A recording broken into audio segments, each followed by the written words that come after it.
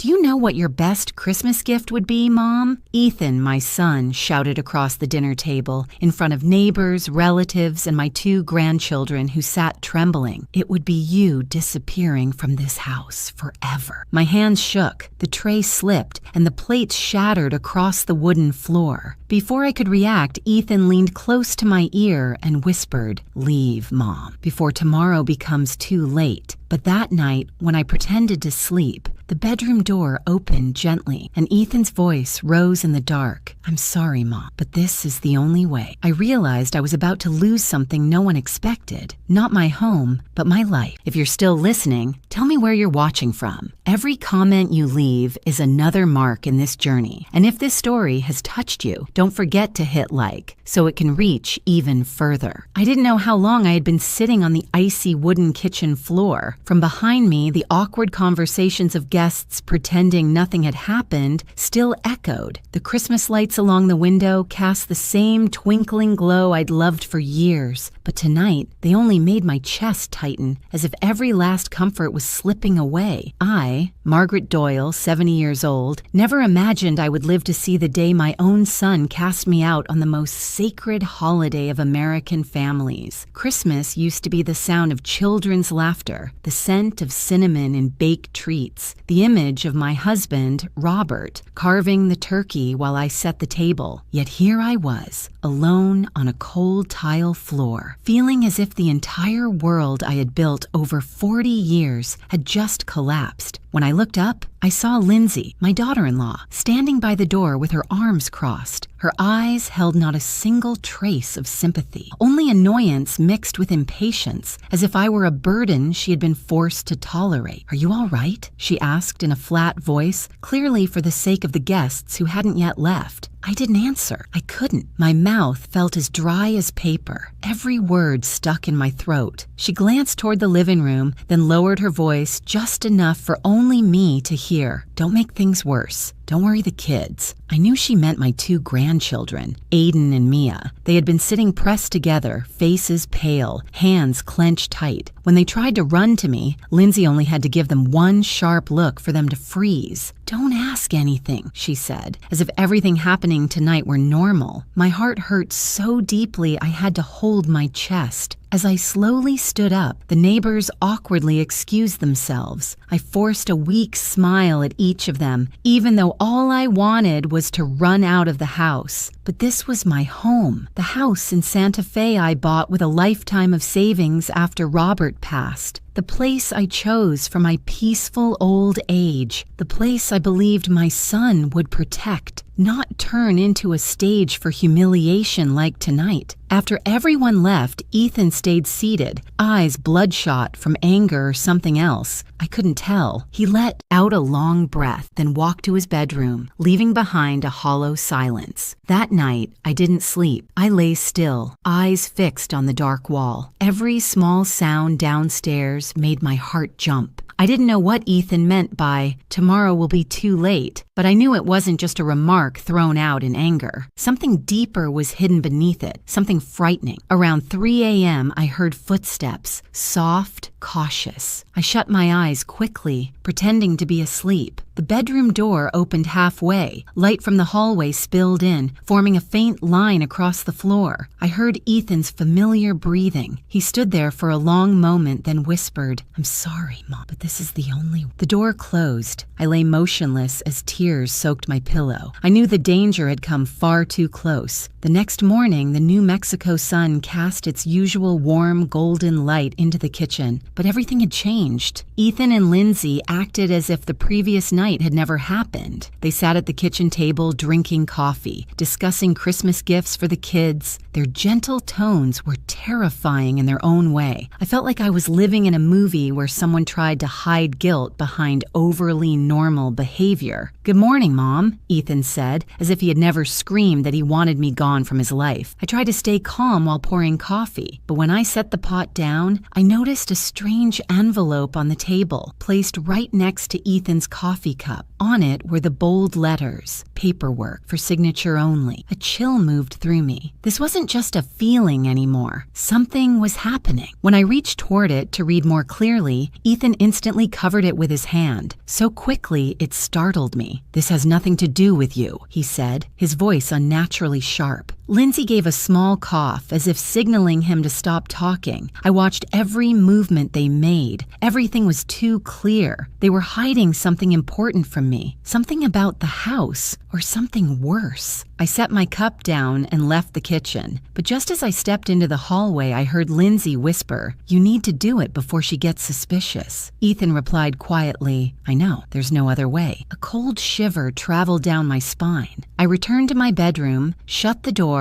and locked it, hands trembling so badly I could barely hold my phone. The house I'd trusted had become a place where I had to fear every breath. I looked at the framed photo of Robert and me and wondered if things would have spiraled this far if he were still alive. I had to find out the truth. I had to save myself before it was too late. Ethan's words, "There's no other way," echoed like a death knell in my head. I sat on the edge of the bed, inhaled deeply, and told myself, "Margaret, you cannot let them do anything behind your back. Not again." I decided from this moment on, I would observe everything, every word, every action, every document. I needed to know what they were planning, and I needed to be one step ahead. Christmas this year was no longer Christmas. It was the beginning of a battle I never wanted, but had no choice but to fight, to protect my home, my life, and my safety. I went back to my bedroom and closed the door softly, as if even the smallest sound could shatter the fragile calm inside me. The morning light slipped through the curtains, spreading a familiar golden stripe across the carpet. This house, the home I paid for with every hard-earned dollar, was still beautiful and warm as ever, but the sense of safety was gone. Every corner, every footstep,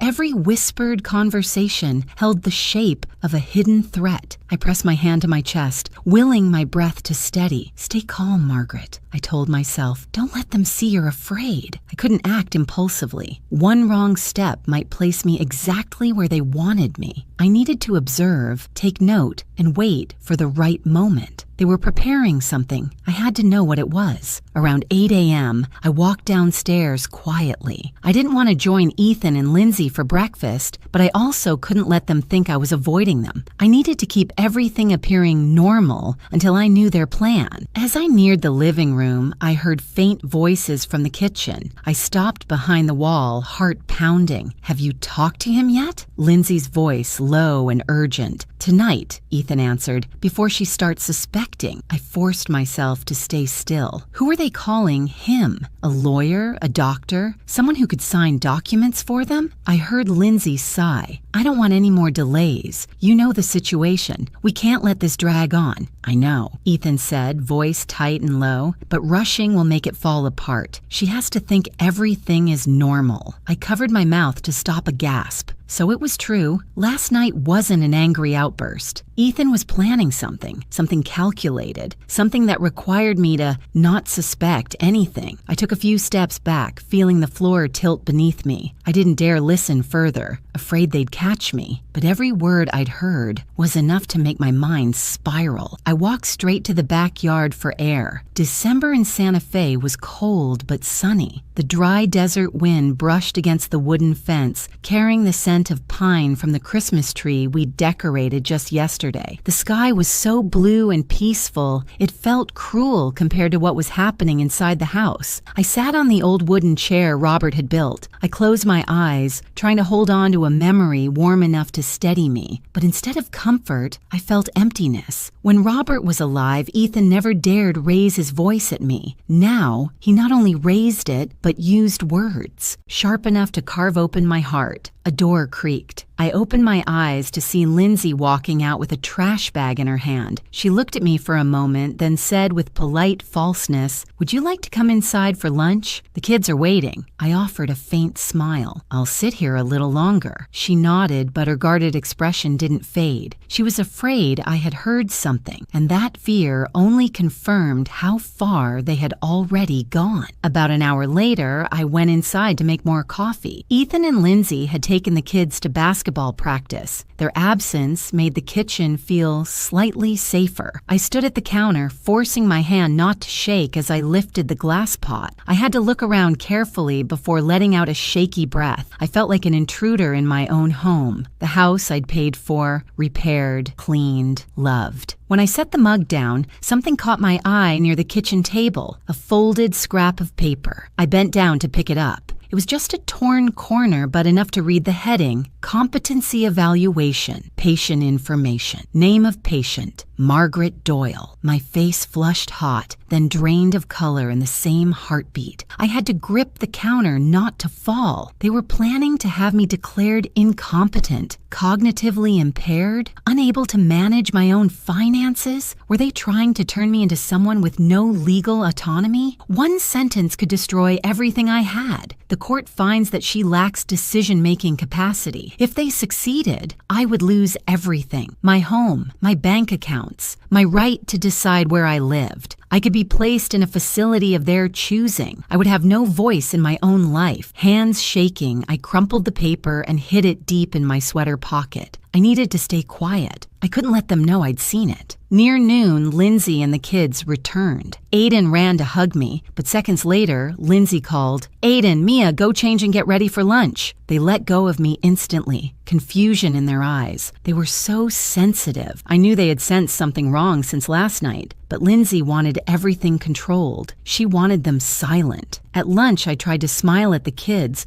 but the heavy air made everything feel hollow. "You're not eating, Mom?" Ethan asked, sounding artificially casual. "I'm not hungry," I said. Aiden looked up, quietly asking, "Are you sad, Grandma?" Lindsay cut in immediately. "Don't ask grown-up questions." I looked into his eyes and saw fear. He had heard something, either last night or many nights before. Children know more than adults think. I steadied my hand on the back of my chair. I couldn't react emotionally. I was living inside a house full of secrets, and I had to see through every shadow. That afternoon, Ethan and Lindsay left to buy more Christmas decorations, leaving me with the kids. As soon as the door closed, Mia edged closer and whispered, "Grandma, Mom and Dad said you're going away soon. Is that true?" My chest clenched. I knelt down and pulled them close. "No, sweetheart," I said softly. "No one gets to force me to go anywhere." Aiden watched me carefully, the weight of a 12-year-old who had carried too much. Then he whispered, "I heard Dad say, we have to do it soon, or it'll be too late. I don't know what it means." But he sounded scared. I stroked his hair. "Thank you for telling me." In that moment, I realized something painful. The children were being caught in the ripples of a deception they could not understand. And I, the grandmother they trusted, would have to protect them, even if I didn't yet know how. That evening, I didn't come down for dinner. I said I was tired and wanted to rest, but really I needed time to think. I sat by the bedroom window, watching Christmas lights flicker across the porch. The whole neighborhood of Cedar Crest Road glowed with holiday warmth, but inside my room, every breath felt urgent. I thought of the envelope labeled "for signature only." I thought of the competency evaluation form. I thought of Ethan's whispered words outside my bedroom the night before. Everything came together into a single picture, a deliberate plan with help behind it and with time to prepare. And I, someone who once believed that loving and sacrificing were enough, now had to learn how to protect myself from my own flesh and blood. I stood up, locked my bedroom door, and whispered into the darkness, "Enough, Margaret. You have to find the truth. You cannot let them first." That was the moment I knew I was no longer the mother who simply endured. I would observe, listen, remember every sign, and when the time came, I would act. My battle started on this very Christmas night. The next morning, I was cleaning dishes in the sink when I heard a car stop outside. Through the small window beside the kitchen, I saw Ethan step out with a young man in a light gray suit. The Santa Fe sunlight reflected off his polished shoes, and his gait leaned forward as if trying to appear friendly, though it didn't come naturally. I froze, the unease from the night before rushing back. Ethan opened the door first, then turned and gestured for the young man to follow him inside.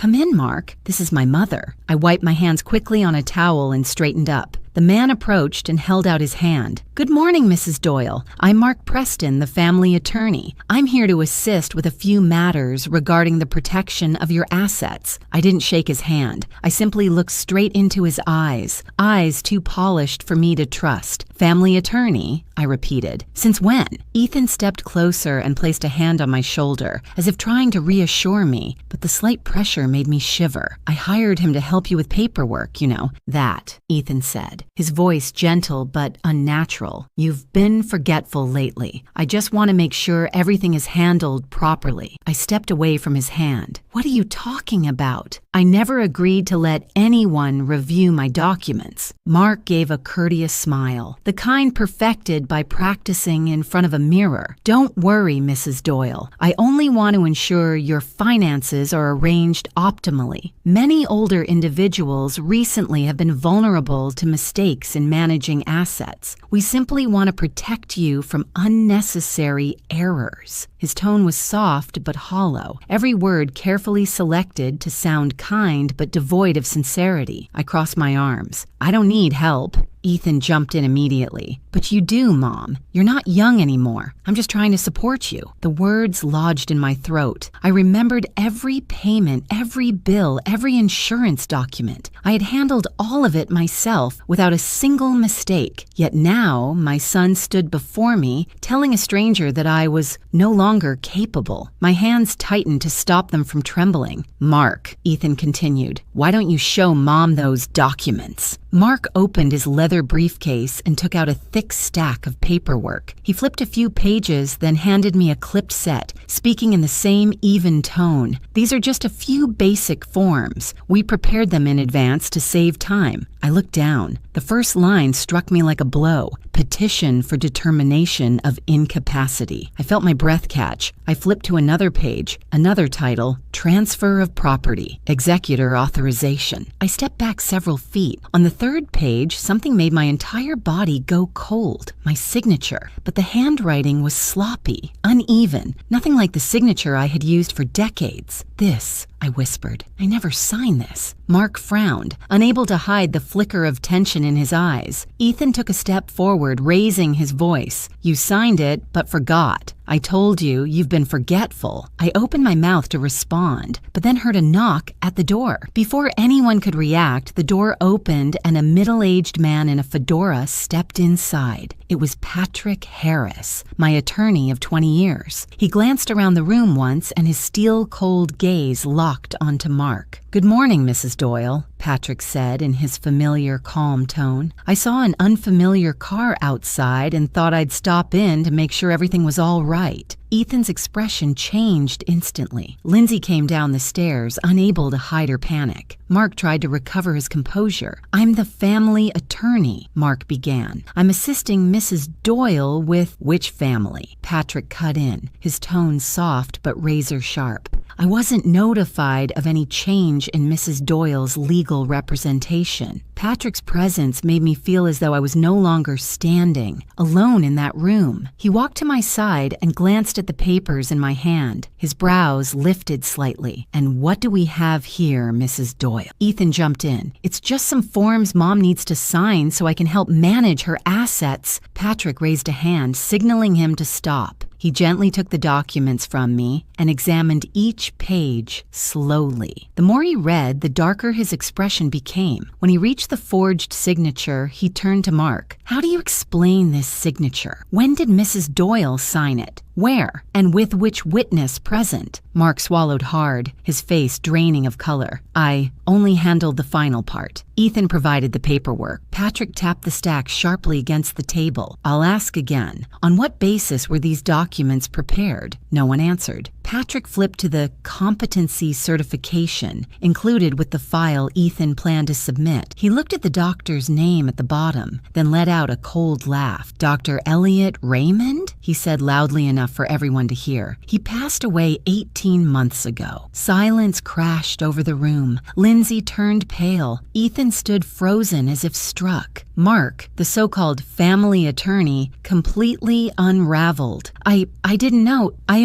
Patrick Patrick folded his arms, his voice like ice. "You are standing in the home of a woman whose property you and your client attempted to seize using falsified documents. Would you prefer I call the police now, or do you want to leave before they arrive?" Mark's face collapsed. He shut his briefcase, bowed his head toward me, and hurried out the door like a man fleeing danger. The silence that followed made the house feel cavernous. Ethan slammed his hand against the kitchen table. "You don't understand anything. You're ruining everything. I was trying to help you." "Stripping me of my rights is helping me?" I asked, my voice shaking but firm. He planted his hands on his hips and shouted, "If you keep acting like this, you'll lose everything. You'll have to leave the house and it'll be your fault." I stood tall and looked at my son, the child I once held and comforted, now a man I could no longer recognize. "Ethan," I said softly but clearly, "I haven't forgotten anything. I remember exactly who is trying to push me out of my own home." He said nothing more. He glared at me with burning resentment, then stormed upstairs, slamming the door so hard the picture frames rattled. Patrick turned to me, his voice gentler again. "You need to be careful from now on. I'll handle the paperwork and file an alert with the county office, but you should not be alone with Ethan when tensions are this high. I want you to lock your door tonight." I nodded. For the first time in my life, I realized I had to protect myself from my own son. That night, I locked my door twice. I even placed a chair against the doorknob. Not because I believed Ethan would do something terrible, but because I no longer believed anything was impossible. The Santa Fe moon poured silver light across the wooden floor. I sat there, arms wrapped around myself, thinking about everything that had happened. The forged signature, the deceased doctor, the inexperienced attorney hired to legitimize it all, and my son standing in the kitchen, speaking to me as if I were a burden to be removed. When the house finally fell silent, I heard Ethan's footsteps move down the hallway. He stopped right outside my door, didn't knock, didn't speak, just stood there. I held my breath, gripping the edge of the chair. Then the footsteps resumed, fading away. I knew clearly nothing was over. This was only the surface of something deeper and far more dangerous. I closed my eyes and told myself, "From now on, you must be stronger than ever, Margaret. You cannot break." I woke earlier than usual. I had barely slept. Every gust of wind against the roof tiles, every faint click in the hallway sent a jolt through me. In the house that once felt like my final refuge, all I felt now was a creeping unease. I stepped out of bed, willing my legs not to shake. The early Santa Fe light slipped through the curtains, casting faint golden stripes across the wooden floor. I inhaled deeply, reminding myself to stay alert, to look carefully, to listen to every detail, no matter how small. The first thing I wanted to check was the bedside drawer, where I kept a small blue notebook I had carried for years. It held Patrick's phone number, bank information, password hints, and notes about my assets. I kept it there because no one had any reason to touch my personal things. But this morning, when I opened the drawer, I froze. The notebook was gone. I tore through the drawer. Nothing. I opened the second drawer. Nothing. I checked my purse, the living room, even the kitchen cabinets. Still nothing. The one notebook I had never misplaced had vanished. A chill ran down my spine. No one knew the value of that notebook, except those who understood what was inside. And in this house, only 3 people had access to it. Me, Ethan, and Lindsay. I stood in the middle of my bedroom, closed my eyes. A memory flashed unexpectedly. About 2 months ago, I slipped in the bathroom. I had only bumped the wall lightly, but it left me dizzy. I remembered Lindsay rushing in, insisting I rest, and she volunteered to tidy my room. I thought it was kindness. But now, I suddenly remembered lying on the bed for more than half an hour, eyes closed from the headache, while Lindsay moved around the room, opening drawers, rearranging blankets, then leaving with something in her hand. Heat rose through my chest. If she had been searching for something, that moment had been perfect. I I sank onto the bed, gripping the blanket to steady the vertigo. They had prepared, not for days, for months. To be sure, I called Patrick. He answered almost immediately, his tone alert and serious. "Mrs. Doyle, are you all right?" "No," I said honestly. "My notebook is gone." Patrick fell silent for a beat, then spoke quickly, almost like a command. "You need to check your bank accounts right now, and I'll look up your property records in the Santa Fe County system. I have a bad feeling." I heard fast typing on his end. After a few minutes, Patrick exhaled sharply. "I found it. A request to transfer ownership of your home has been filed under Ethan Doyle's name." I blurted out, "Oh, dear God," Patrick continued. "The file includes a form with your signature, but," he paused, "the handwriting is close, but it's missing the curved stroke you always use in your M. I know your signature well." My throat tightened. There was no doubt now.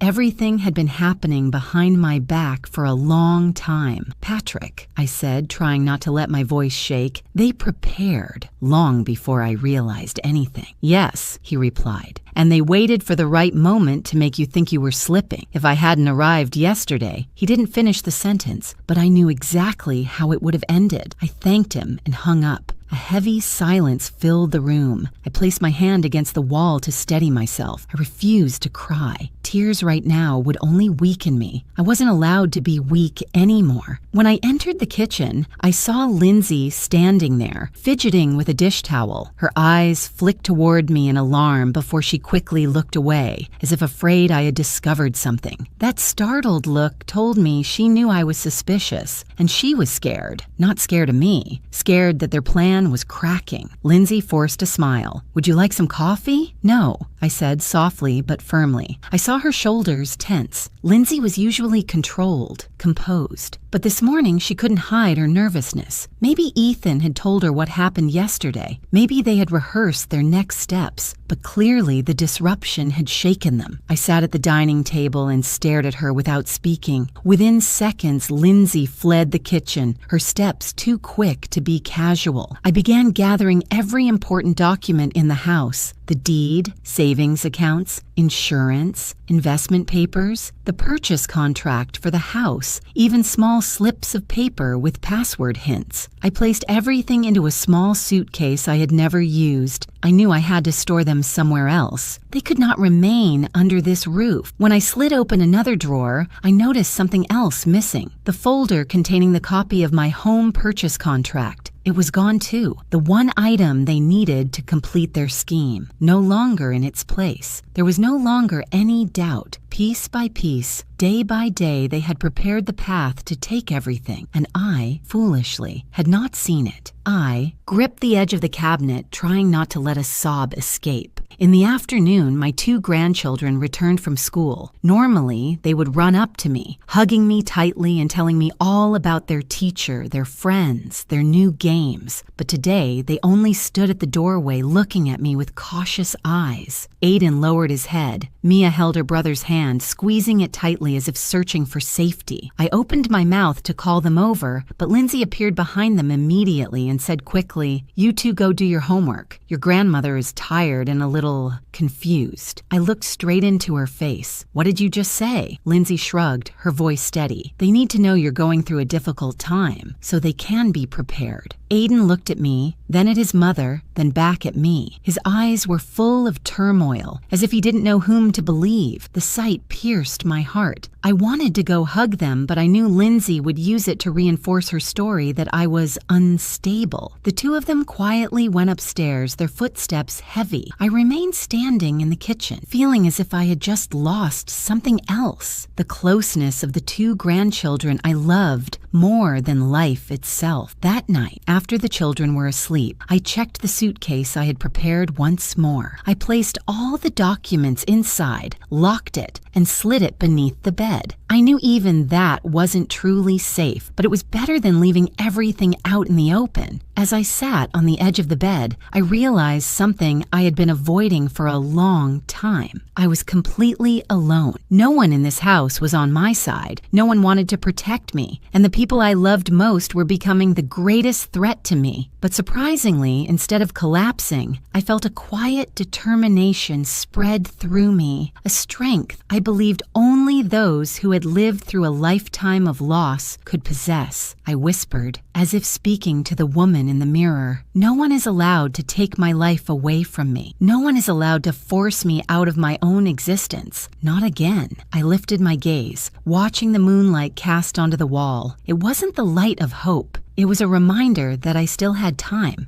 to fight, time to hold on to what belonged to me, even if I had to stand alone in this battle. And that night, for the first time in weeks, I didn't tremble with fear. I trembled with anger, with the realization of a brutal truth. They had been watching me for a long time, but they had forgotten one thing. I was not easy to break. I was sitting in the living room when the phone rang. A strange number appeared on the screen, a Santa Fe area code. A bad feeling ran down my spine. I answered, trying to keep my voice steady. Is this Mrs. Margaret Doyle? Yes, I'm speaking. On the other end was the voice of a middle-aged woman, firm but polite. I'm calling from the Owatizai Santa Fe County Recorder's Office. The paperwork to transfer ownership of the property at Cedar Crest Road is currently being processed. We need you to be present to confirm it before 2 p.m. today. I shot to my feet as if the ground had been yanked out from under me. I didn't file any transfer paperwork, I said, each word breaking out of my throat. The woman sounded surprised. Then you'll need to come in immediately to stop the file before we finalize it. After 2 p.m., the process will be very difficult to reverse. I had to grab the back of the chair because my whole body wavered. They had really gone that far. I thanked her and hung up, but my hands were still shaking uncontrollably. I called Patrick right away. He told me to stay calm, that he was preparing to submit an objection to the county, but I still had to appear in person to confirm, and I must not go alone. I set the phone down on the table. There was only one person left whom I could trust. Emily, my only daughter, the child who had left Santa Fe for Denver to build a career, always physically distant,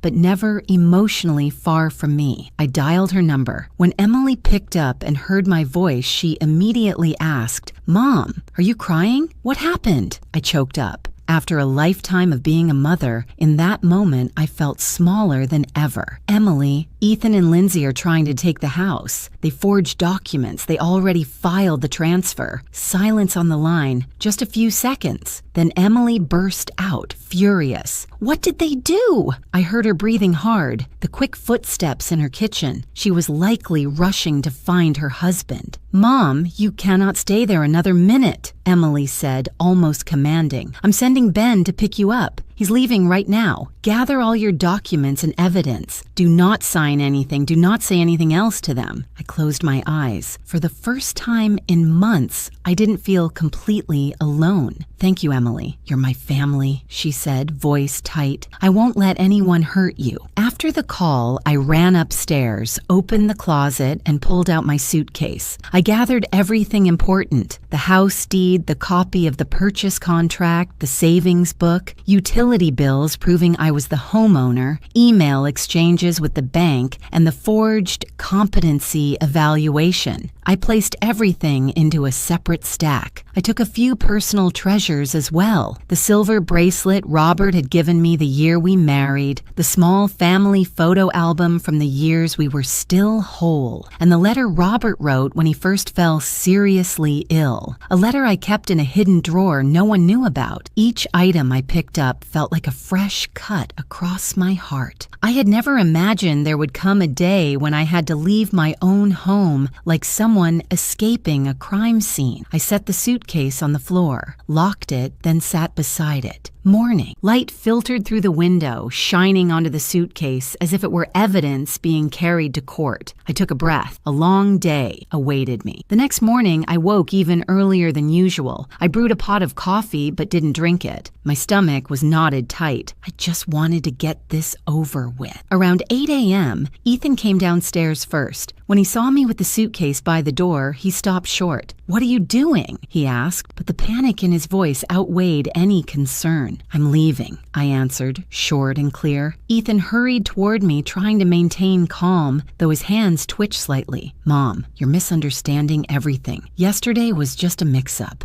I was only trying to help you. You can't just leave like this." "I'm not misunderstanding anything," I said, keeping my eyes on him. "I know what you did. I know about the paperwork you submitted to the county." Ethan's face drained of color. He glanced toward the stairs, where Lindsay had appeared. She stood there with her arms crossed, looking pale. Clearly she knew their plan had completely fallen apart. Ethan turned back to me, dropping the pretense for the first time. "You can't leave this house. You're still my responsibility." I looked directly into the eyes of my son, eyes that once shone with joy on his college graduation day, when he first held his newborn child, when he hugged me after Robert's funeral. But now, those eyes held only the desperation of someone terrified of losing what they had tried to steal. I spoke softly, but every word was a blade. "This house is mine, not yours." Ethan shook his head, as if unable to accept the truth. "Lindsay was just helping with the paperwork, Mom. Don't think she—" I cut him off. "She wants to control everything, and you let her." Lindsay stepped down a few steps, her voice shaking. "You're misunderstanding us. Ethan just wants to make sure everything you have is safe." I turned to her and asked a single question. "Safe for me or for the two of you?" She fell silent, and that silence confirmed everything. I placed an envelope on the kitchen table. Ethan saw it immediately. "What's that?" "I left a few words," I said, "for clarity. I didn't want them reading it while I was still in the house, so I lifted the suitcase and walked to the door. But before stepping out, I turned back and said, 'I've reported you, and I won't return until the truth is brought to light.'" Ethan opened his mouth, but no sound came out. Lindsay nearly collapsed into a chair. All the color drained from her face. I stepped outside and closed the door with enough force to make a statement, not from anger, but from pain. Pain because I knew I wasn't only leaving a house, I was leaving a piece of my life. I stood at the bottom of the steps, rolling my suitcase toward the sidewalk. The Santa Fe morning was crisp. Sunlight stretched across the quiet street, reminding me of all the mornings I'd walked here, greeting neighbors, smiling at children riding their bikes. Everything looked the same today, only I was different. A soft car horn sounded. Ben, my son-in-law, lowered the window. His eyes were worried but determined. "I'm here to get you," he said. I nodded, offering a weak but genuine smile. He got out, took my suitcase, and opened the car door. As I sat down and looked back at the house one last time, my eyes stung. Not from fear, not from regret, but because I had never imagined there would come a day when I'd leave, and leave behind a son I had loved with everything in me. Ben started the engine. The car pulled away. The house grew smaller in the rearview mirror, and Santa Fe, the place I had lived for nearly 30 years, receded farther and farther. I left in silence, in the sorrow of a mother, but also with the resolve of a woman who knew this was the first step toward reclaiming her life. Ben drove for hours along the route from Santa Fe to Denver. I watched the scenery slip past the window. Low mountains, red earth roads, the small towns I'd passed so many times taking the kids to summer festivals. With every mile, I felt myself pulling away from my old life, but my heart grew heavier. When we reached Denver, Emily rushed out the moment the door opened, wrapping her arms around me. She hugged me so tightly as if afraid that if she let go, I would disappear again. "I'm sorry, Mom. I didn't know things were this bad," Emily said, her voice breaking. I patted her back gently, but I didn't cry. My tears had long dried up. Only an empty ache remained, something no amount of sobbing could ease. Emily took me to the guest room. Clean linens, a faint lavender scent, everything warm, kind, thoughtful, yet it all felt distant. I sat on the bed staring at my hands, the hands that once held Ethan, raised my children, cared for my husband, carried decades of family life. Now they trembled lightly as if carrying the weight of an entire lifetime of disappointment. "Just rest tonight," Emily said. "Let me handle the rest." I smiled, but it didn't reach my eyes. The next morning, I went downstairs where Emily was preparing breakfast. The smell of fresh coffee filled the kitchen, and soft jazz played from the speakers. Ben was fixing a stuck cabinet door, and Noah, my grandson, sat at the table drawing a robot with crayons. He looked up when he saw me. "Grandma, you're really staying with us?" I nodded, at least for a while. Noah hesitated, then asked quietly, I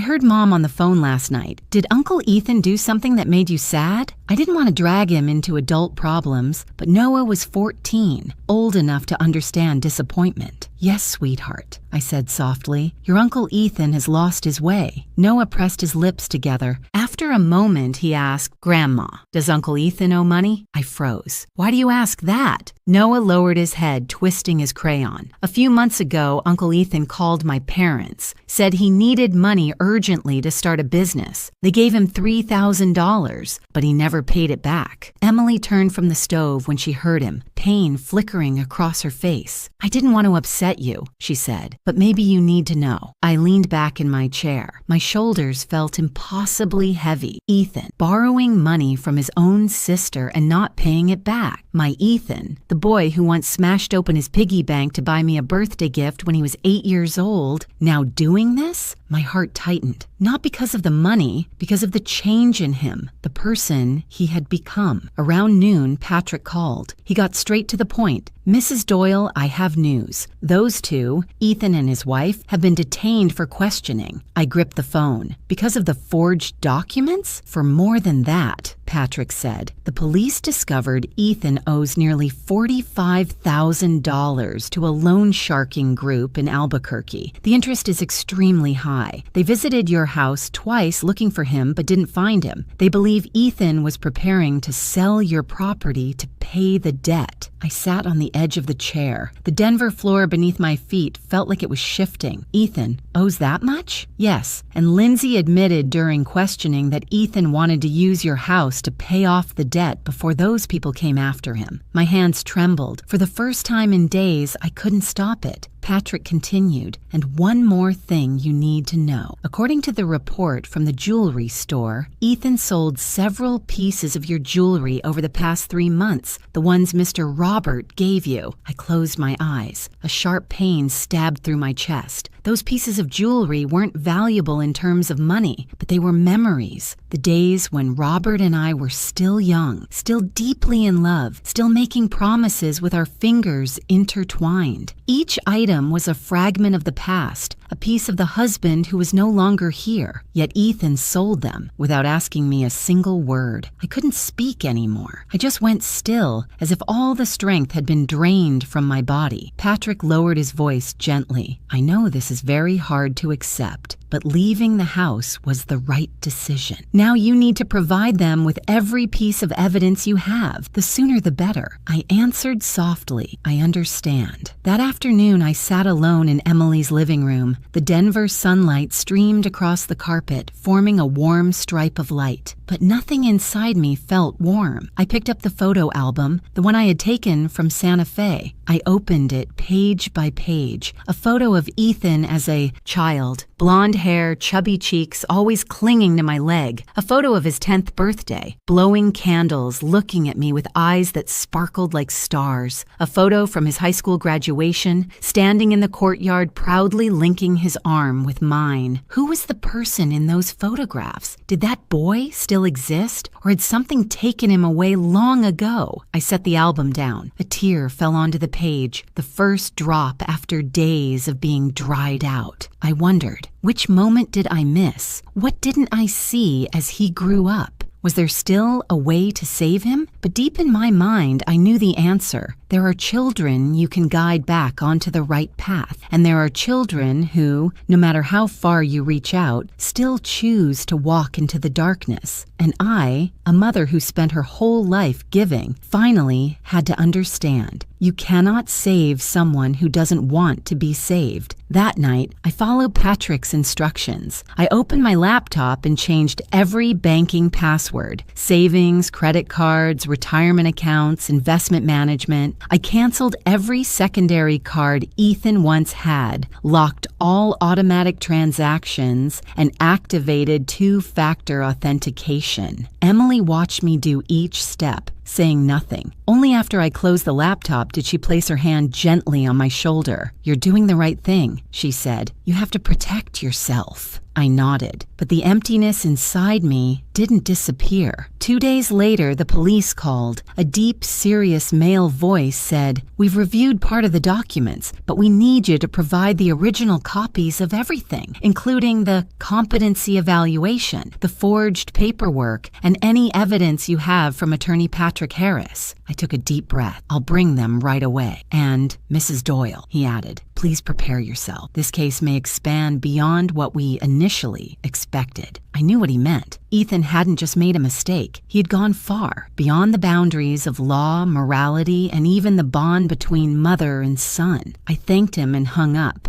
I sat down, hands on my knees. The Denver sunset outside stained the sky in shades of gold and orange, beautiful in a way that felt cruelly peaceful, as if the world was indifferent to the storm inside a mother's heart. I thought of Ethan, the child I once cradled, the child who once wrapped his arms around my neck and called me Mom, and I whispered to no one but myself, "Son, I've reached my limit. Saving you cannot be the reason I lose myself." For the first time in my life, that sentence rang clear as a vow. I must live. I must hold on to what remains. And this time, I choose to save myself. I had just set the stack of documents on the table when the phone rang again. A strange number appeared, but something sharp inside me warned before I answered. "Is this Mrs. Margaret Doyle?" A woman's voice, gentle, but with the tone of someone too familiar with tragic situations. "Yes, I'm speaking. I'm calling from the New Mexico Child Protective Services. We want to inform you that your grandchildren, Aiden and Mia Doyle, currently have no legal guardians." My heart seemed to stop.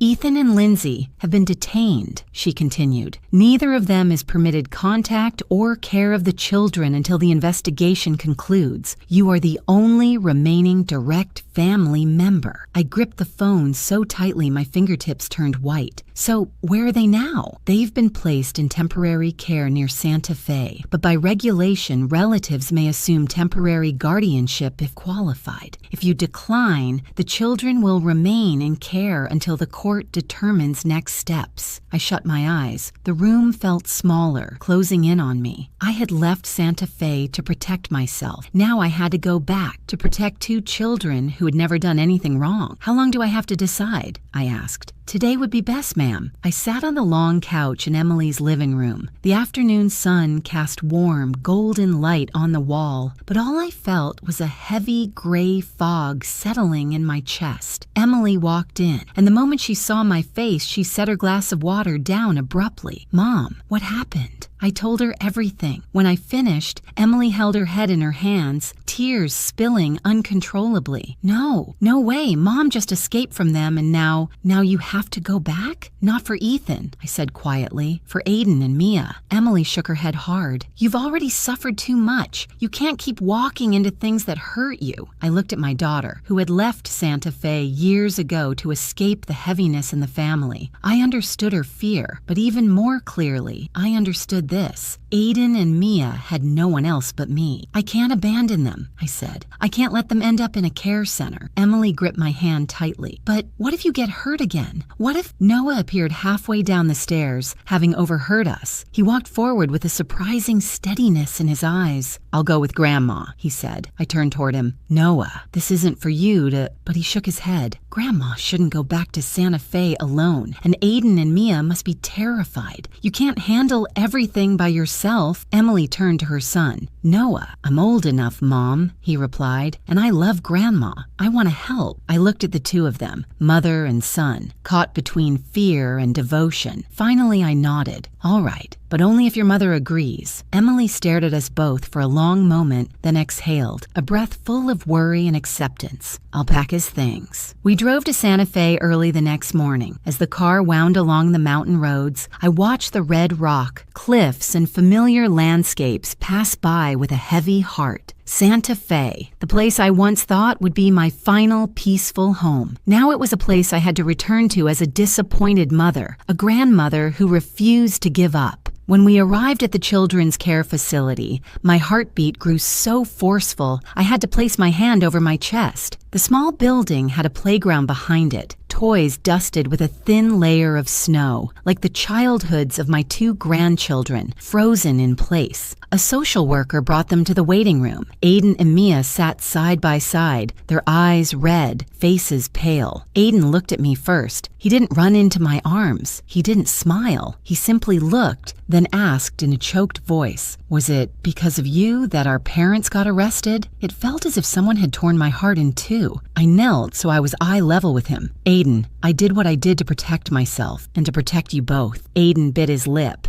"But Dad said you don't love us anymore." I fought to keep my breath from breaking. "That's not true, sweetheart. I left because I was afraid something terrible would happen, and I came back because I couldn't let you suffer." Mia, the most sensitive of the 2, burst into tears and threw herself into my arms. Her embrace made me shake, unlocking layers of pain I had tried to keep buried. Aiden looked at his sister, then at me. In his eyes, I saw fear, doubt, but deeper still, a quiet hope that I hadn't abandoned them. I opened my arms. Aiden stepped forward slowly, then finally hugged me tightly. The 3 of us sat on the waiting room floor, huddled together under the harsh white ceiling lights. I could feel Aiden's thin shoulders trembling, Mia's quick, shallow breaths, 2 innocent children thrown into chaos they never caused. I patted Aiden's back, whispering, "I promise I will never leave you again, no matter what happens." He nodded against my shoulder. We were taken into a small meeting room to complete the paperwork. The social worker looked at me, her expression gentler now. "We need to confirm that you wish to assume temporary guardianship?" "I do," I replied, without hesitation. "You'll need to sign several forms and take full responsibility for the children during the investigation." "I understand." Noah stood beside me, one hand on his suitcase, the other on my shoulder, as if reminding me I wasn't alone. After nearly an hour, the woman handed me a sheet of paper. "Congratulations, Mrs. Doyle. You've been granted temporary custody of Aiden and Mia Doyle." I looked at the paper. Simple. A few signatures, a few stamps. But to me, it felt like a reminder that even in the middle of disaster, something was still worth fighting for. On the way to the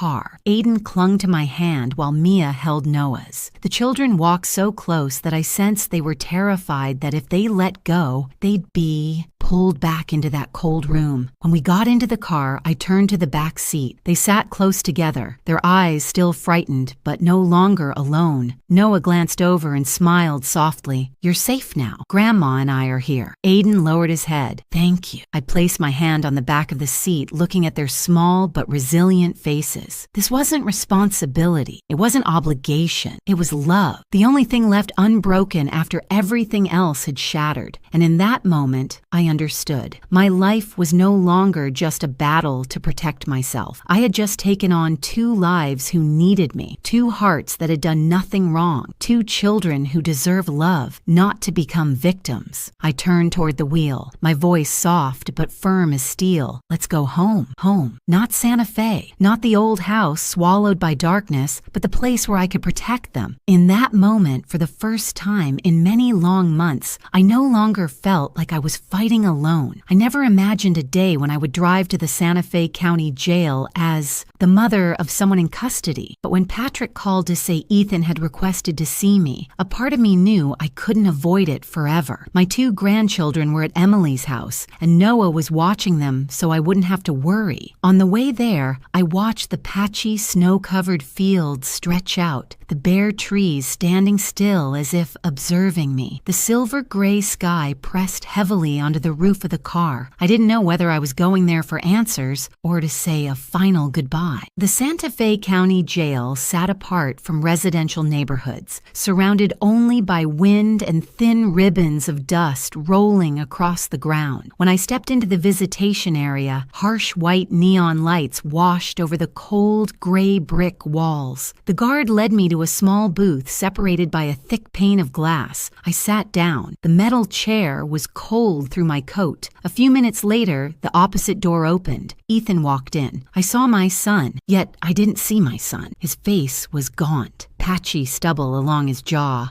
eyes bloodshot as if he hadn't slept in days. The arrogant posture he used to carry himself with was now only a faded shadow. Ethan lifted the phone and gestured for me to do the same. As soon as we were connected, the first thing he said was, "Mom, you shouldn't have done this to me." I placed the phone to my ear, trying to keep my voice steady. "You did this to yourself." Ethan took a long breath, eyes locked on mine. "I want to tell you everything. You have to listen." I didn't answer. I just looked at him. Ethan rested his elbows on the metal table, his hands clasped together as if trying to hide the trembling. "You were right. I invested wrong. I trusted a group of college friends. They told me their company was about to land a big contract. I poured everything into it. It was all a scam." I wasn't surprised. I had suspected part of it, but hearing it from his own mouth still tightened something deep in my chest. I lost everything, and then I panicked. I was scared to tell Lindsay, terrified to face the loan sharks. He swallowed hard, lips trembling slightly. "They threatened to kill me, Mom. Threatened the kids, too." I looked into Ethan's eyes, the same eyes that once sparkled with innocence as he ran around our yard, now filled only with overwhelming despair. I borrowed too much. The interest went up to dozens of %. I couldn't pay anymore. I could only think about the house. His voice broke. "Your house was the only thing big enough to save me." I leaned back in the chair, keeping my breathing even. Ethan continued. "Lindsay knew, so she pushed me to do the paperwork. She said if we didn't move fast, they'd really come. You don't understand. I was so scared I couldn't sleep." I closed my eyes for a moment, then opened them again. "Ethan, you can blame anyone you want, but some actions belong to you alone." He shook his head, his voice rising with urgency. "You don't understand. I wasn't trying to hurt you. I was just desperate. I did everything for my kids." I set the phone down for a few seconds, not because the call dropped, but because I needed a moment to contain what was rising inside me. Those words, "I did everything for my kids," were not remorse. They were justification, a kind of manipulation I had spent years refusing to acknowledge. I lifted the phone again. "Ethan," I said slowly, "if you were doing it for your kids, you wouldn't have put them in danger of losing both their parents. You wouldn't have destroyed our home, sold the jewelry your father left me, or said those cruel things in front of them." Ethan turned his face away, unable to meet my eyes. "I know, but you have to get me out. Withdraw the charges. If you do that, I'll get bail. I promise I'll fix everything." I heard the words "you have to" clearly, the familiar tone, the demanding tone, the tone my son had used for years whenever he wanted something at any cost. "Ethan," I asked, "what do you want from me? Do you want me to hand everything over again? Do you want me to trust you again? Pretend you didn't try to take away my life?" He slammed his hand on the table. "Because I'm scared. Can't you see that? Because I thought you'd give me another chance." I tilted my head slightly, my voice soft but solid as stone. "You've had too many chances." Silence fell, broken only by Ethan's heavy breaths echoing through the receiver. After a long moment, he spoke again, his voice lower but laced with bitterness. "If you don't withdraw the charges, I swear that when I get out, you'll regret it." Each word stabbed into me like a blade. I stood up immediately. The guard stepped forward, signaling that time was up. Ethan jumped to his feet, slamming his hand against the glass. "You come back here! You can't leave me like this! You owe me!" I looked at him one last time through the glass, and in that instant, something inside me dropped. Not shattered, but released. My son was no longer the child I raised, no longer the man who once felt grateful, no longer the support I once believed I had. Ethan had become nothing more than a poisonous rope I needed to let go of in order to live. I turned away and walked out of the visitation room as his voice continued to echo behind me, bouncing off the walls and falling onto the cold tile floor, but I didn't look back. When I stepped into the parking lot, the Santa Fe wind wind hit hard, freezing against my face, but I felt myself breathe deep, long, real, as if I had just walked out of a room that had been sealed shut for years. I called Patrick as soon as I got into the car. "Mrs. Doyle," he answered immediately. "How did the meeting go?" I stared straight ahead, my voice firm. "I'm not withdrawing the charges." There was a pause, and then Patrick spoke, gently but with unmistakable respect. "You just made the best decision of your life." I leaned my head back against the seat and closed my eyes. Right or wrong, I didn't know. But I knew one thing. I couldn't save Ethan anymore, and I couldn't let him pull me under with him. "I'm no longer the mother willing to sacrifice everything," I said. "I'm just a woman who has to protect herself and her 2 grandchildren." Patrick exhaled, the sound of a weight lifting. "Right now, you are the only one who can protect what remains." I opened my eyes and looked at the Santa Fe sky turning the color of sunset, a familiar sky, a familiar city, but I was no longer the woman I once was. "I understand now," I said. "A mother can forgive, but she cannot erase wrongdoing. She cannot return to the place where she was hurt." And for the first time in many years, I felt myself standing on my own side. Time passed faster than I expected. Only a few weeks after the jail visit, the official trial date was set. During those weeks, I lived in a mix of nerves and quiet determination. Aiden and Mia started attending a temporary school in Denver, and I worked with Patrick nearly every day to prepare my statement. On the morning of the trial, light rain fell over Denver, thin droplets clinging to the windows like unfinished lines someone hadn't completed. As we drove to Santa Fe, Aiden sat silently in the back seat, hugging his backpack. Mia leaned her head on Noah's shoulder. The entire car felt the weight of a day that everyone understood would change our lives. The Santa Fe County Courthouse wasn't large, but as I stepped up those gray stone stairs, the weight felt as heavy as walking into the final chapter of my life. Patrick walked beside me, holding a thick case file. His eyes were sharp, like a man ready for a legal battle. Long overdue. I squeezed Aiden's hand. He looked up at me, his eyes both brave and painfully young. "You okay, Grandma?" he whispered. I smiled softly. "Yes, sweetheart, thank you." We entered the courtroom. Ethan was led in from the back door, hands cuffed, wearing an orange jumpsuit. I heard Mia exhale sharply. Aiden gripped my hand so hard I had to rotate my palm, just so he wouldn't hurt himself. Ethan scanned the room, his eyes passing over us. I saw something flicker there, something like regret, but it vanished as quickly as it appeared. When his gaze finally rested on me, all I saw was an empty space I couldn't name. Lindsay sat in the defendant's row in front, not in cuffs. She looked noticeably thinner, her face ashen, eyes lowered like someone who no longer had the strength to resist. The trial began. The prosecutor read the list of charges: forged documents, property fraud, signature falsification, conspiracy to seize ownership,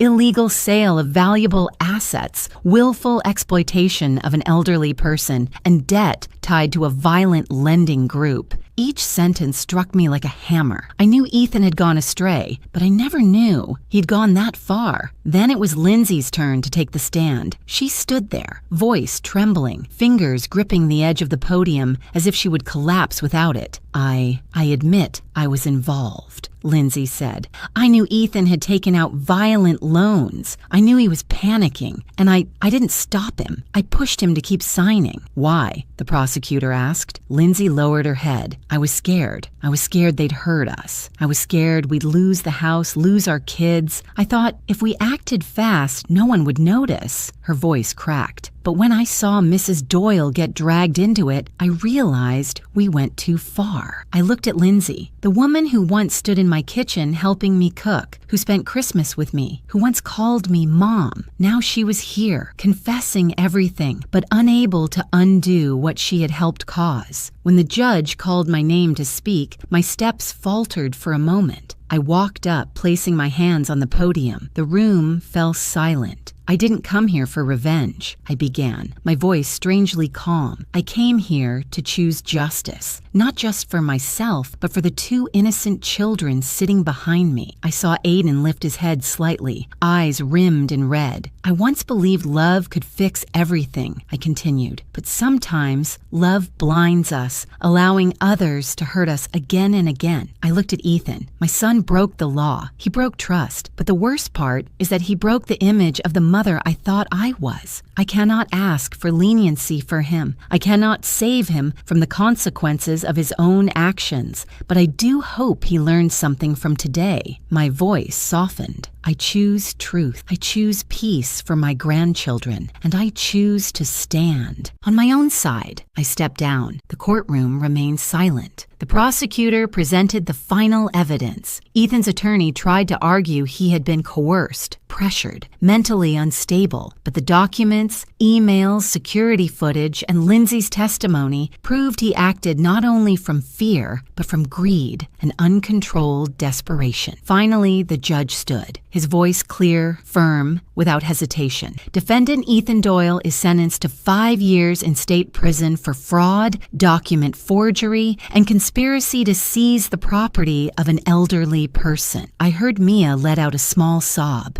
Defendant Lindsay Doyle is sentenced to 2 years of probation, required to attend a rehabilitation program and pay financial penalties. Lindsay lifted her hands to her face and cried quietly. Ethan stood alone in the defendant's area. He didn't shout, didn't resist. He only stared down at the tile floor, like someone who had just lost the last thing he had to hold on to. And in that moment, I knew all of us had lost something. No one was leaving that courtroom intact. When I stepped out of the courthouse, the early afternoon Santa Fe breeze blew gently, carrying the smell of damp earth after the rain. I stood at the top of the steps, looking at the gray-blue sky, feeling less heavy than in the days before, but not fully relieved either. Aiden walked toward me, holding Mia's hand. They stood in front of me, tears still clinging to the corners of their eyes. "Grandma," Aiden began cautiously, "do you hate our dad?" The question pierced the deepest part of my heart like a thin needle. I knelt down and placed my hands on their shoulders. "No, sweetheart," I said, my voice soft enough that it surprised even me. "I don't hate your dad, but I have to protect us, even from the people we once loved the most." Aiden bit his lip, eyes glistening. Mia leaned her head onto my shoulder and whispered, "Please don't leave us again." I wrapped both of them in my arms. "I promise." In the weeks after the trial, our lives began to shift slowly. Emily helped me complete the paperwork to become their long-term guardian. Noah did homework with Aiden every night. Mia started sleeping through the night again, no longer waking from nightmares. And I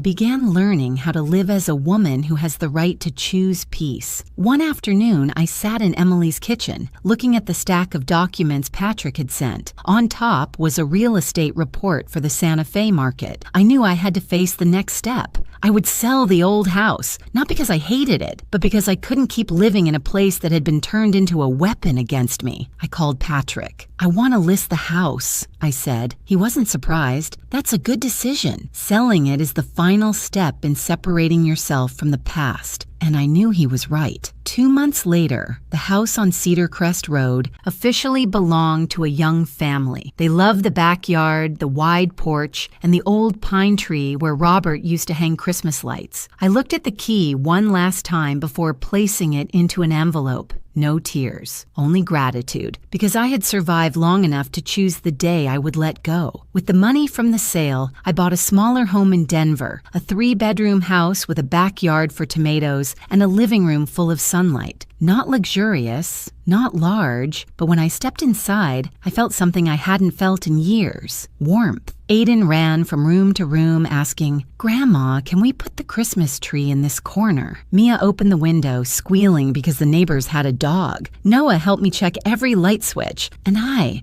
stood in the middle of the living room, placed my hand on the wall, and felt the strength of the wood under fresh paint. A smaller house, a newer life, a calmer heart. I didn't know what the future would hold, whether Ethan would change, whether the children would fully heal, but I knew one thing: we were starting over. Not from fear, but from freedom. The first few days in our new Denver home felt like stepping into a kitchen after a storm. Everything still messy, rough around the edges, yet offering a chance to rebuild life in our own way. I, Aiden, and Mia stood in the middle of the empty living room, surrounded by unopened cardboard boxes. "Grandma," Grandma, can this rug go in the middle of the room? Mia held up a small cream-colored rug. Of course, I smiled. We'll put the coffee table right on top of it. Aiden stood at the big window, watching the morning light pour in. Grandma, can we put a big armchair here so Mia can read? His question made my heart catch for a second. There was a calmness in his voice, something I hadn't heard in him through all the chaos months earlier. Of course, sweetheart, I said. We'll make this the coziest corner in the house. He nodded, his eyes softening. Little by little, the new home began to look like a family. Noah stayed with us for 3 months to help me settle in. He'd grown so fast. Standing next to me, he looked more like a young man than the child who once rode a tiny bike in circles around me. He installed shelves, tightened cabinet handles, changed bulbs, and even hung curtains in each room. One evening, Noah swept the back patio while I stood on the porch with a warm cup of tea. "Do you feel more at peace now?" he asked. I looked at the golden sky, took a deep breath. I think this is the first time in years I truly feel safe. Noah smiled, his eyes so gentle it made me want to hug him. "You deserve this peace." One morning, while reorganizing the kitchen cabinets, I accidentally touched the old mixer, the one I brought from Santa Fe, untouched for so long. I hadn't baked in almost 10 years. Each time I saw it, I remembered Robert teasing me about adding too much sugar to the cookies. Aiden walked in as I stood staring at the mixer. "Grandma, what are you making?" he asked, tilting his head. I smiled. "I think it's time to make apple pie again." Mia heard that and dashed down the stairs. "Apple pie? You said that was Dad's favorite." Her words made my heart pause for a moment, but then I smiled. "Then today we make a pie for everyone." The 3 of us crowded around the kitchen. Aiden carefully peeled apples. Mia kneaded dough, flour sticking all over her nose. And I let my hands do something my heart had forgotten how to do, create sweetness after years of trembling and fear. When the pie finished baking, the smell of apple and cinnamon filled the house, bringing back memories of old autumns, memories that had never disappeared, just been buried. Aiden took the first bite, his eyes lighting up. "Grandma, it's been so long since the house felt like a real home." His words nearly brought tears to my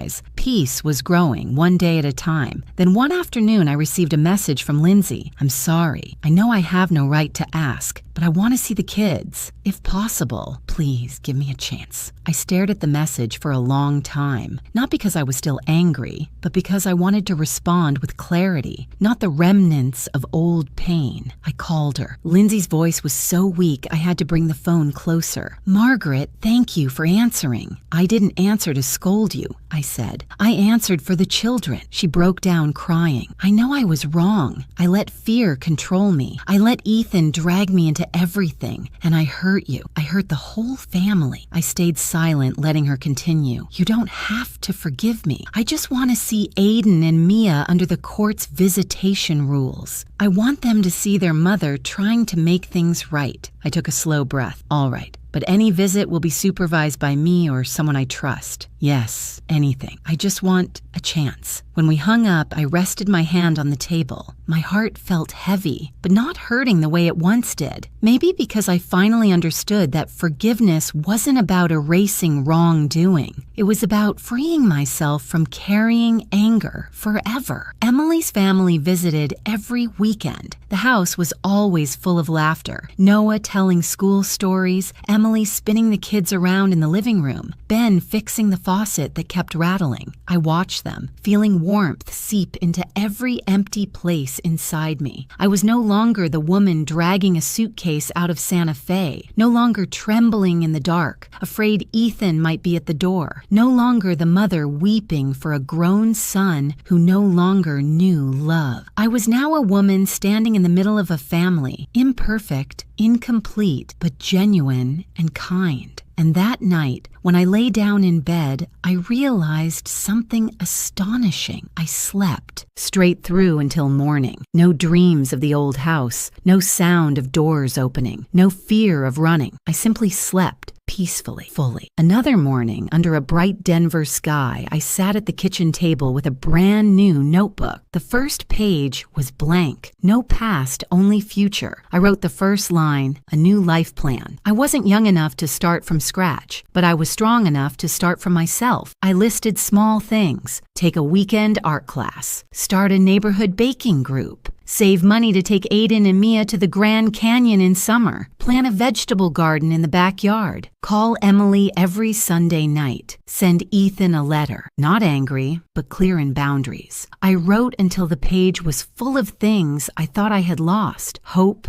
plans, small dreams of old age. When I set the pen down, I looked outside. Aiden rode his bike around the yard. Mia drew pictures on the steps, and Noah helped fix the wooden frame in the corner of the garden. Sunlight fell on their hair, glowing like a promise that life, even when shattered, could still become beautiful again. I took a deep breath, feeling light the way I had felt after leaving the courthouse, and I understood. I wasn't just rebuilding a house. I was rebuilding myself. A woman once betrayed, dismissed, stripped of her autonomy, now standing firm on her own 2 feet. A mother once broken, now learning to love herself before anyone else. And a grandmother once in despair, now finding hope in the eyes of her grandchildren. Life never promised to be easy, but it remained beautiful, especially now that I had chosen to stand in my own light. The next Christmas came faster than I expected. A year had passed, yet sometimes I still jolted at the realization that I no longer lived in fear as before. On the first December morning, as I hung a wreath on my front door, the Denver wind was cold but no longer made me shiver. I looked at my small but warm house, white painted wood, black framed windows, golden light glowing from the living room, and I knew I had truly entered a different chapter. Aiden and Mia ran around the living room, each holding a box of decorations. Aiden was careful, placing each peppermint ornament exactly where he wanted it, while Mia was enthusiastic, but kept knocking over the lights. I listened to their laughter fill the house, blending with the smell of warm apple pie from the kitchen, and in that moment, my heart tightened with emotion. A year ago, we were all broken. A year later, this laughter was what brought us back to life. Noah appeared from the kitchen with 2 cups of hot chocolate. "Grandma, I made an extra one. Do you want more marshmallows?" I laughed. "I do. I need a lot of marshmallows." He placed the cup into my hand, then looked around the house. "You know, I've never seen a place feel this warm." I touched his hand gently. "Thank you, Noah. I couldn't have done this without you." He smiled, his eyes warm like firelight. About a week before Christmas, I received a letter from the Santa Fe County Jail. The sender was Ethan. His handwriting was no longer shaky or scattered like the letters from the beginning of the year. Only 3 short lines. "I'm trying to change. If you agree, I want to see you and the kids. I understand you don't owe me anything. I just want to see them. Ethan." I held the letter for a long time, not because I was easily swayed, but because I realized I was no longer afraid. I had learned to distinguish between forgiving and forgetting. Forgiving meant I no longer let the pain control my life. Forgetting was impossible. The next day at dinner, I said to Aiden and Mia, "Your dad wrote a letter. He wants to see you." Mia froze a little. Aiden put his fork down, looked at me for several seconds, then asked, "Is Dad okay, Grandma?" I nodded. "Better than before, but he has to take responsibility for what he did. I'm not withdrawing my complaint, and I'm not posting bail, but meeting him is allowed, if the 2 of you want to." Aiden looked at his sister. Mia held his hand. After a moment, Aiden nodded. "I want to see him. I want to know if Dad really changed." His answer made me exhale in relief, not because I wanted to push them into any confrontation, but because I wanted them to understand that the truth, even when painful, must be faced. We drove to Santa Fe on a sunny but icy cold morning. The road was long, but Aiden and Mia sat together quietly, no longer tense like before. When the detention center appeared in the distance, Mia squeezed my hand. "Grandma, what if I get scared?" I stroked her hair gently. "Then you just hold my hand. We'll walk in together." The visitation room was cold, lit by pale fluorescent lights. Footsteps and metal locks echoed steadily. When Ethan walked in, Aiden stood up abruptly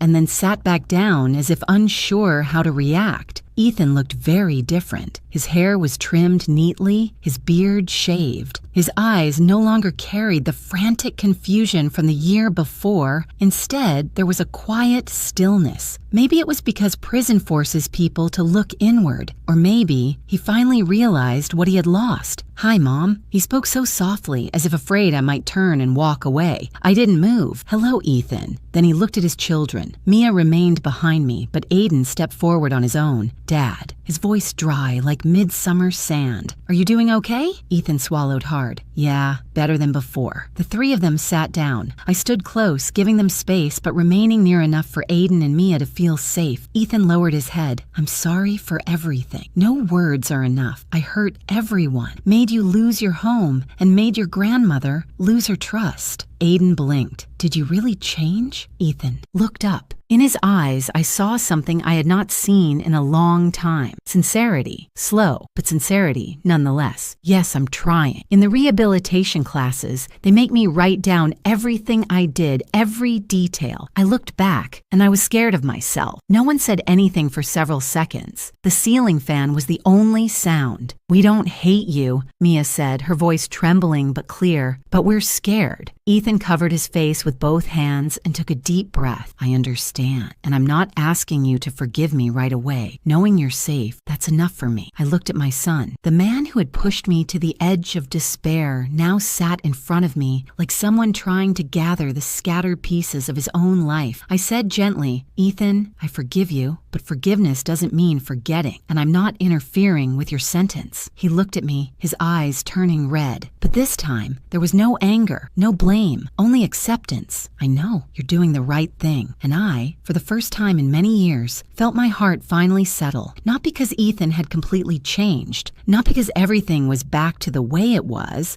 but because I realized I had walked through the pain and stood on the other side, stronger, calmer, and free. The visit ended in silence, but it was no longer a heavy silence. When we stepped out of the detention center, Aiden held my hand. "Grandma, I feel better." I smiled. "So do I." On Christmas Eve, my house glowed with warm lights. Emily, Ben, and Noah drove from Denver carrying a whole box of cookies. Our new neighbors, an elderly Mexican couple across the street, brought over a pot of fragrant red pozole. The dinner table was full of dishes I had spent the whole week preparing: herb-roasted chicken, mashed potatoes, pumpkin pie, and the apple pie Aiden insisted on rolling the dough for himself. Mia folded each napkin into the shape of a Christmas tree, following an online video tutorial. When everyone sat at the table, laughter spread from the living room all the way to the back door. I looked around at the faces I loved, the people who stood by me at my weakest, the ones who helped me understand that life never abandons anyone who is still willing to open their heart. Noah lifted his glass. "This is the most special Christmas I've ever had," Aiden chimed in, "because of Grandma." The whole table burst into laughter, and I had to turn away to wipe the corner of my eye so no one would notice. After dinner, I stood on the porch. Snow drifted softly, settling on the roof, reflecting the golden lights. Aiden and Mia played in the yard, and Emily wrapped her arms around me from behind. "You've come such a long way," she said. "I'm proud of you." I held my daughter's hand. "I'm proud of myself, too." And for the first time in my life, I understood deeply what the word freedom truly means. Not the absence of responsibility, not the absence of ties, but choosing not to let the past define the future. That year took many things from me: my trust, my sense of safety, the image of the perfect mother I once clung to. But it returned something far more precious: myself, strong, protective of my dignity, loving in the right way, and knowing where my boundaries stand. I lifted my head toward the snowy night sky. 1 year earlier, I walked out of my old house with a heart full of wounds. 1 year later, I stood here, peaceful, whole, and I knew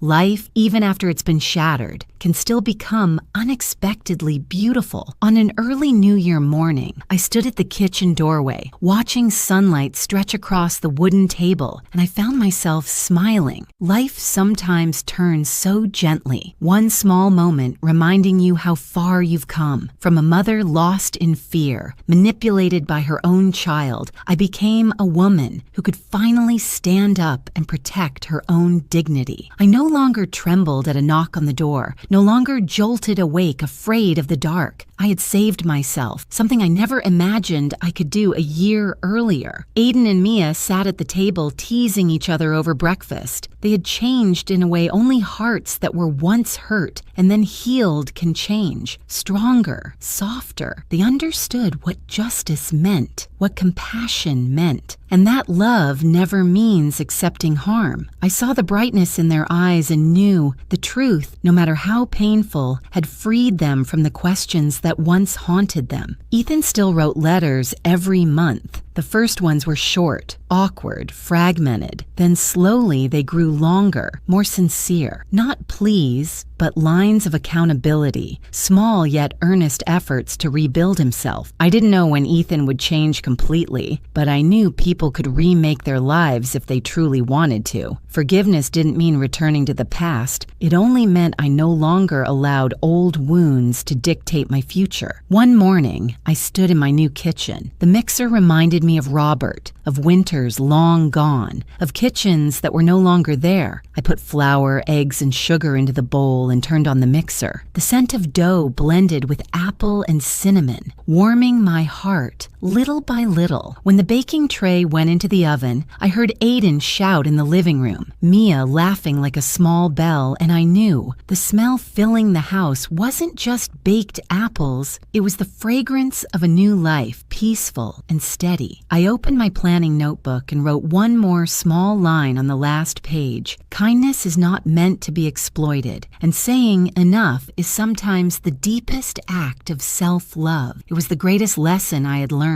one I hoped those listening to my story could find for themselves too. I returned to the table, set down the freshly baked tray, and a wave of gratitude washed over me. Grateful I didn't collapse. Grateful I had my children and grandchildren. Grateful for those who believed in me, lifted me up, and grateful for the strangers, the ones listening to this story, who took the time to walk with me through this difficult journey. I looked straight into the camera, or rather, into you, the person hearing my story. Thank you, I whispered. Thank you, being, for listening to the story of a grandmother who dared to stand up for herself. Because of you, this journey feels less lonely. I want to ask you something. The way people do when sitting together by a warm fire, where are you listening from? Do you think I did the right thing choosing justice over silence? Please leave a comment. I truly want to hear your thoughts. And if this journey touched your heart, if you saw a piece of yourself somewhere in the pages of my life, I hope you'll stay with me just a little longer. Please like, subscribe to the channel, and come back for the next stories. Not just mine, but those of ordinary people learning to rise, to heal, and to love themselves again. My voice trembled slightly, not from sadness, but from emotion. I placed my hand over my chest, feeling the steady beat, the heartbeat of someone who had walked through storms and found peace again. Thank you for spending your time with me. May you always be strong enough to protect yourself, just as I learned to protect me. And with the fresh golden pie in the oven and the sunlight pouring through my kitchen window, I closed my story, a chapter that began in brokenness but ended in hope, courage, and love for myself.